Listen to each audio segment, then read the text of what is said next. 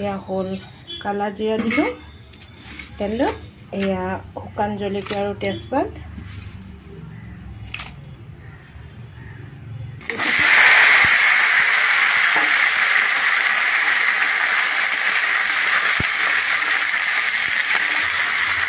জিৰা, এয়া হালধি, এয়া ধনিয়া গুড়া, ইয়াতে অকণ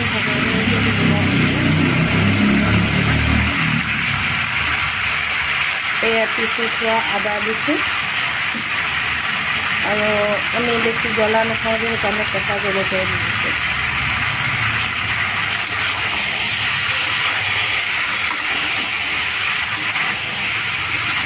এতিয়া অকণ দেৰিলৈকে ভাজি থাকোঁ।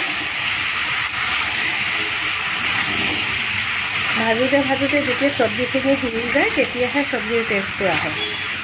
সকলোৱে বনাই, তথাপি মই মোৰ ষ্টাইলত বনাওঁ আৰু সেইটোকে দেখাইছোঁ আৰু আজি নিজৰ চয়াবিন ভাজিছোঁ। এয়া মই দিম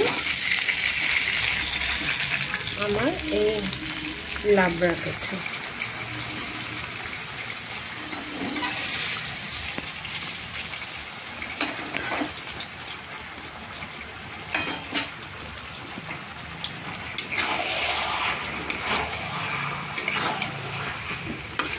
চব্জিত মানে মই যেতিয়া বনাওঁ চয়াবিনৰ, সেই আগত চয়াবিনখিনি তিয়াই ধুই সেইখিনি ফ্ৰাই কৰি তাৰপিছত মানে চব্জিটো বনাওঁ। তেতিয়া মানে এই চয়াবিনৰ এটা কেঁচা কেঁচা গোন্ধ এটা আছে নহয়, অলপ মানে কিবা বস্তা বস্তা গোন্ধ ভাগ এটা থাকে, সেইটো মানে নুগোন্ধায়। এয়া আমাৰ চয়াবিন দি পেলাই বনোৱা এয়া মানে লাবৰা হৈ গ'ল। কেনেকুৱা লাগিছে আপোনালোকৰ?